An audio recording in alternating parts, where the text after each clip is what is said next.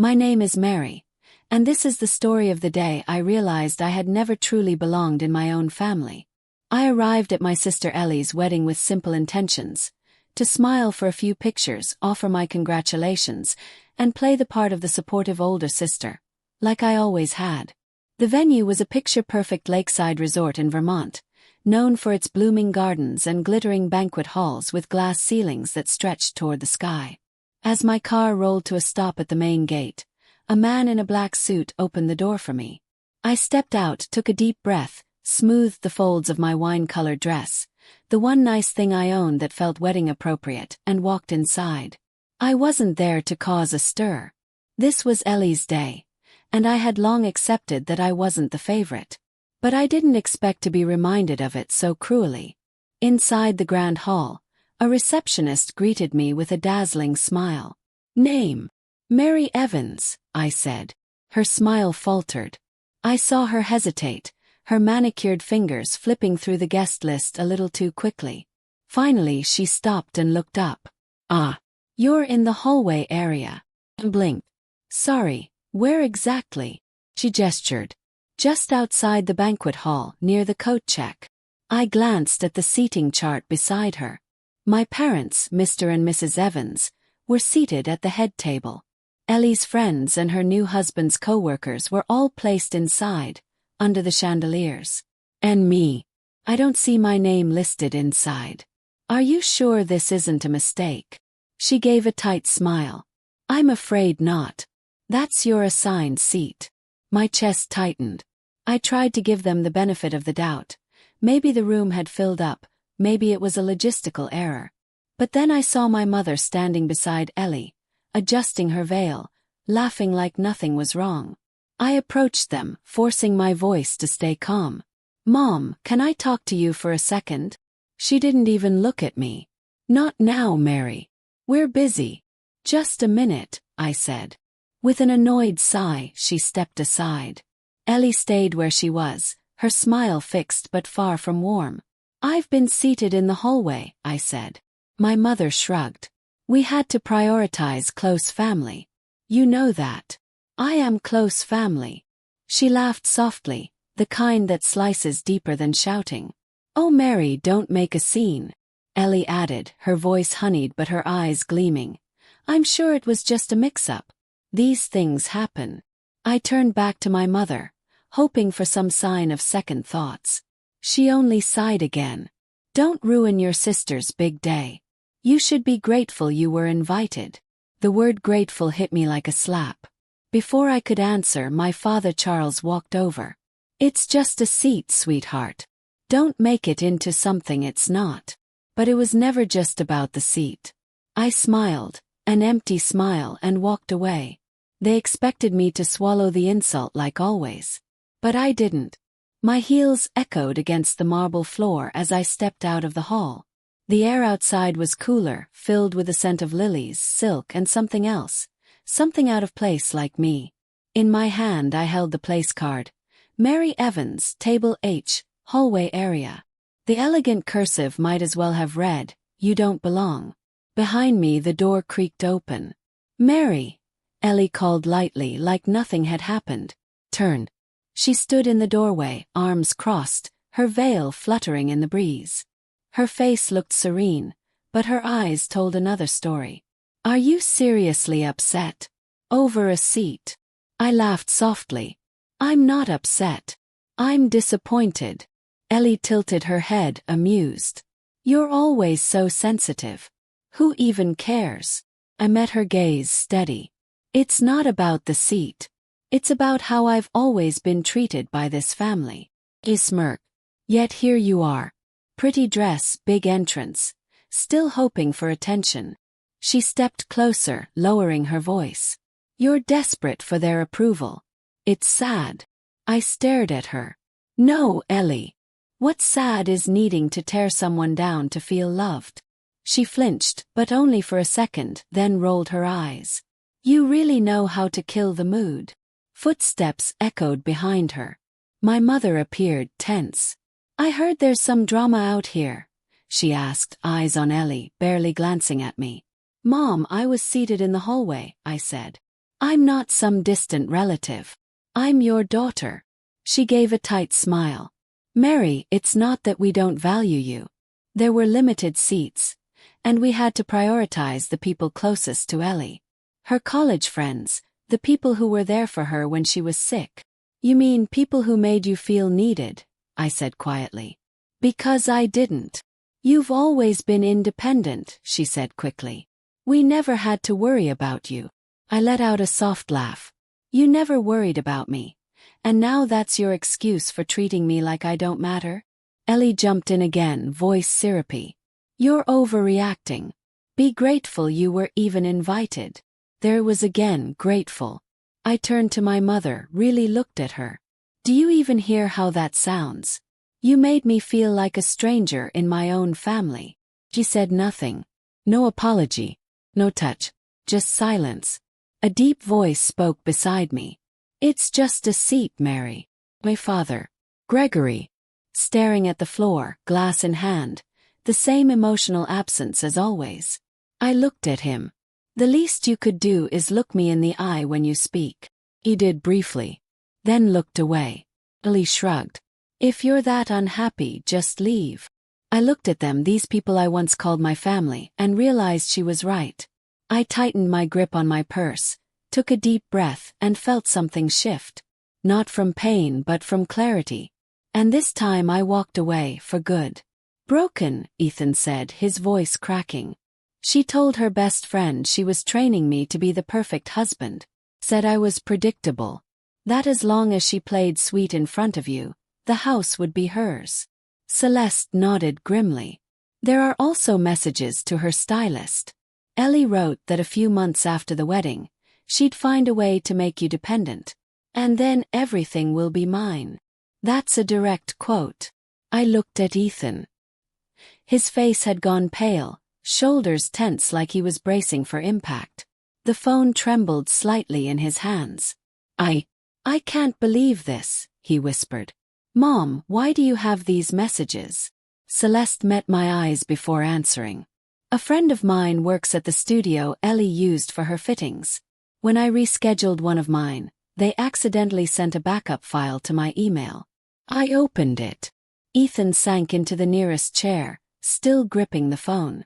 The air around us had turned cold and still, like the moment before a storm breaks.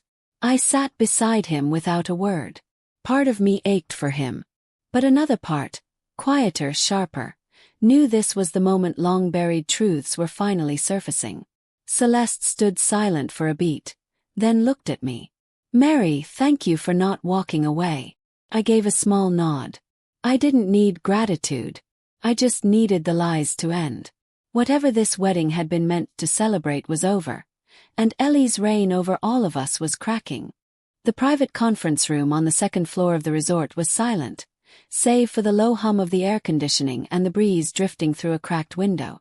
Ethan sat at the head of the long table, eyes blank. Celeste stood behind him with one hand lightly on his shoulder, his anchor in a sea of betrayal. I sat nearby, my hands folded in my lap, trying to steady my breathing. My heart was pounding so loudly I was sure it echoed. Then the door opened. Ellie walked in with my mother, Caroline. Mom looked confused, uncertain.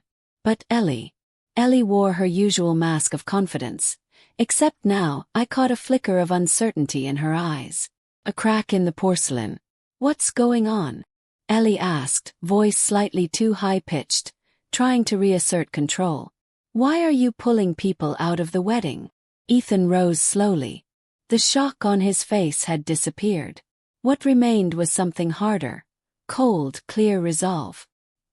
He reached into his jacket and pulled out a white envelope, placing it on the table with deliberate calm. You know what this is? He asked. Ellie stared at it, her expression unreadable. Petition to annul the marriage, he said, voice steady. And in case you care, I've already signed it. The room went still. My mother gasped, hand flying to her mouth. Ellie's lips parted, but no words came. She took a step back, face pale.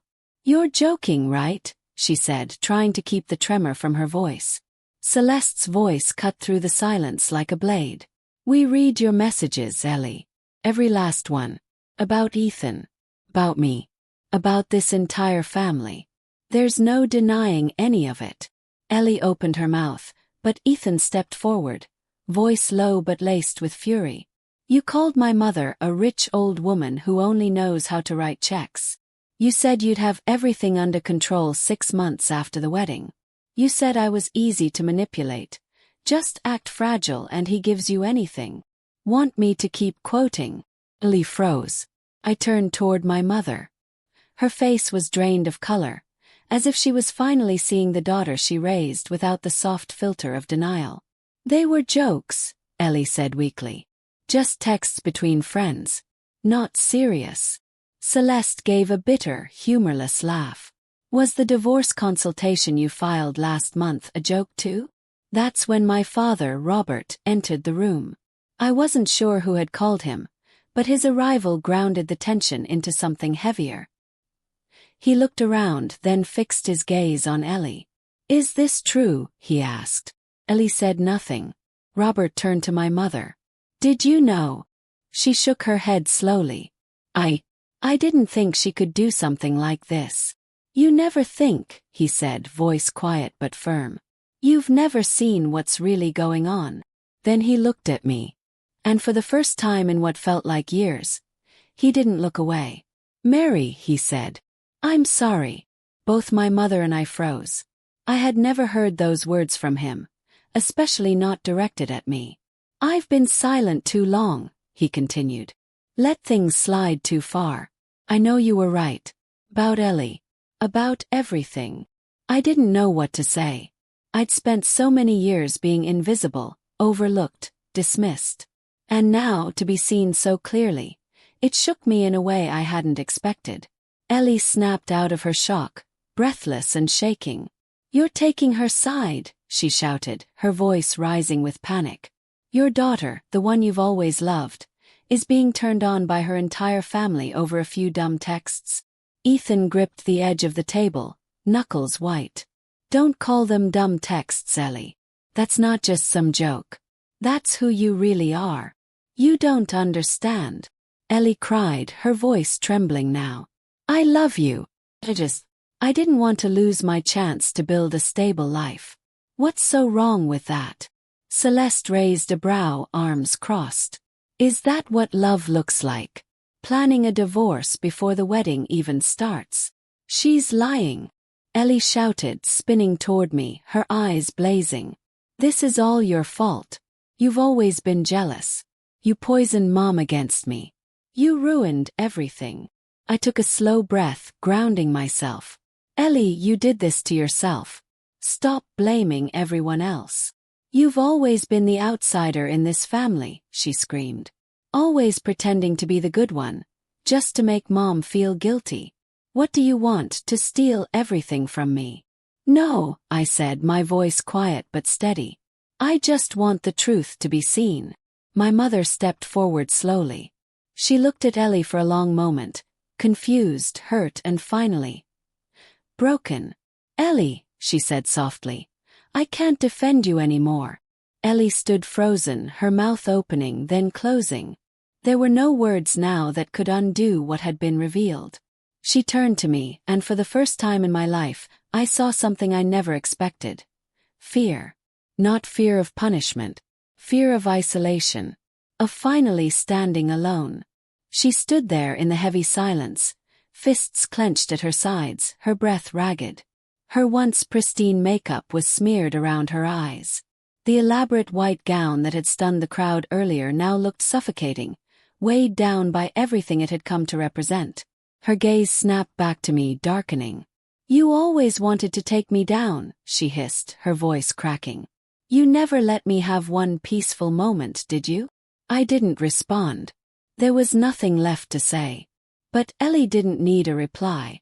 She charged toward me, fury in her steps, heels clicking loudly on the tile. I didn't flinch.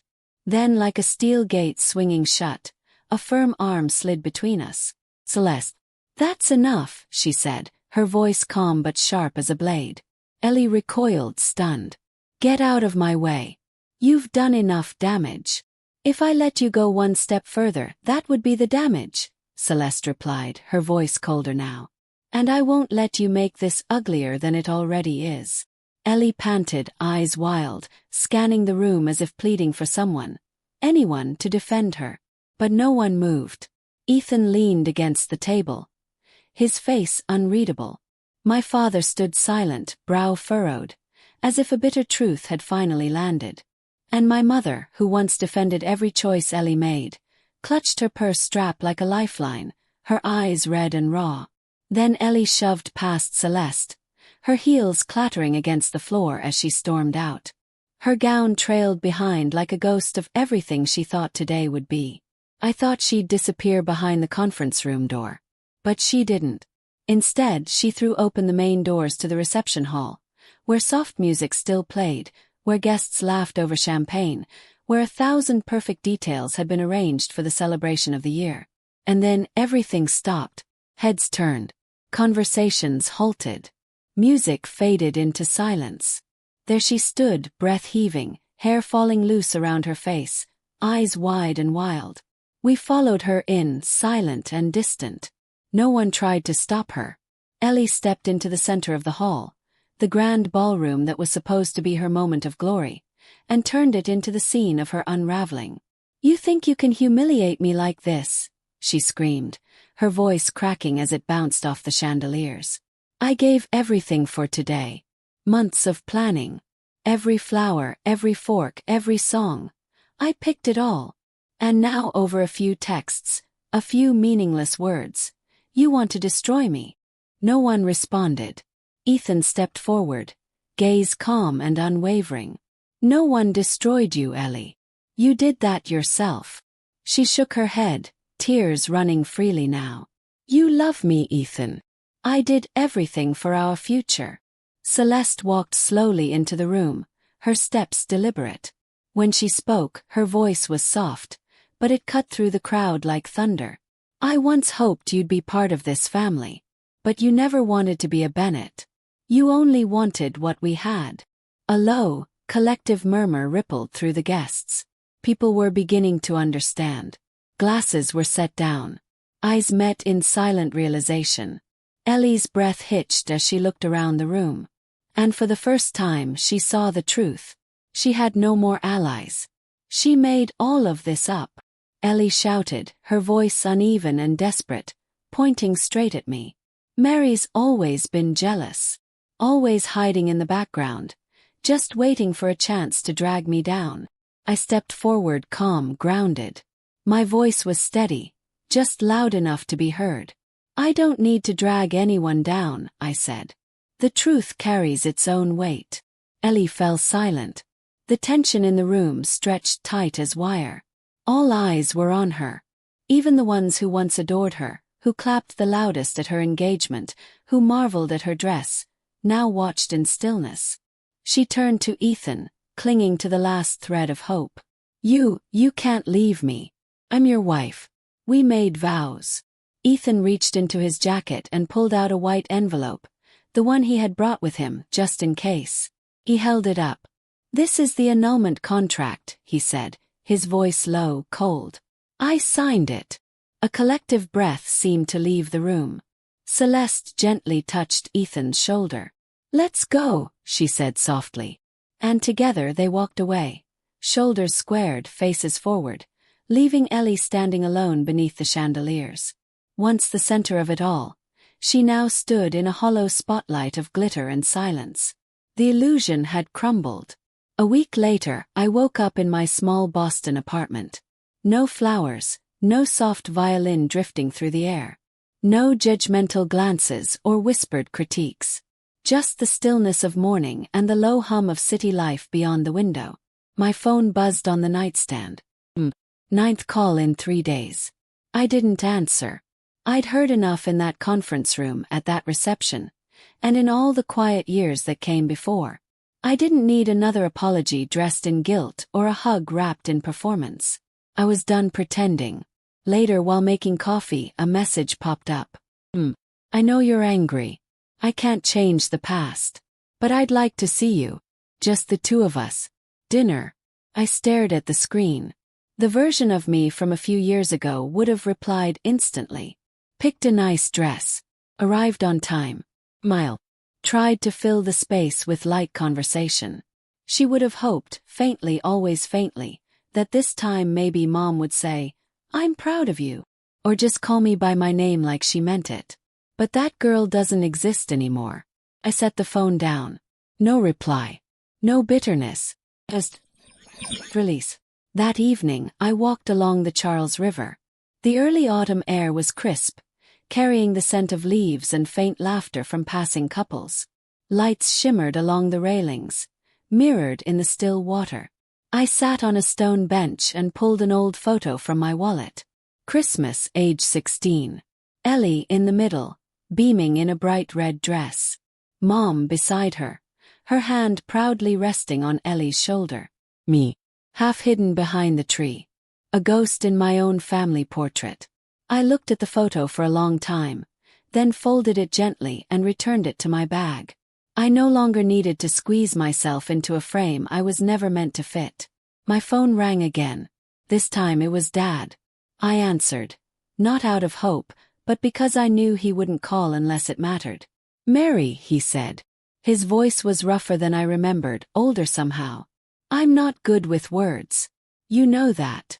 I stayed silent. Let him speak. "But when you spoke that day, when your mother finally saw who Ellie really was, I think for the first time she understood how alone you've been." Long pause. "I don't expect you to forgive us. I just want you to know. I was wrong. And I'm sorry. That doesn't fix anything. But I needed to say it." Closed my eyes. No tears. No ache. Just peace. "Thank you, Dad," I said softly. "But I don't need an apology anymore. I just need freedom." That night, I pulled the family photo album from my shelf. I didn't burn it. I didn't tear it up. I just placed it in a box, locked it, and set it on top of the wardrobe. That chapter was closed. The next morning, I booked a trip to Maine. A trip I'd always wanted to take but never had. Not because I couldn't, but because of guilt. Family gatherings. Expectations. Invisible threads. This time I chose myself. I didn't need their forgiveness. I didn't need their approval. And I no longer needed their love to feel worthy. Because now I understood. My worth was never theirs to give. It's mine. Family is where we come from, but not always where we belong. Real family respects you, sees you, and never makes you fight just to be heard. Sometimes the bravest thing you can do is walk away. Not to escape, but to return to yourself. Mary's story is a reminder. Not all bonds are sacred. And not all love is real. Sometimes healing starts when you stop waiting for an apology and begin living for you.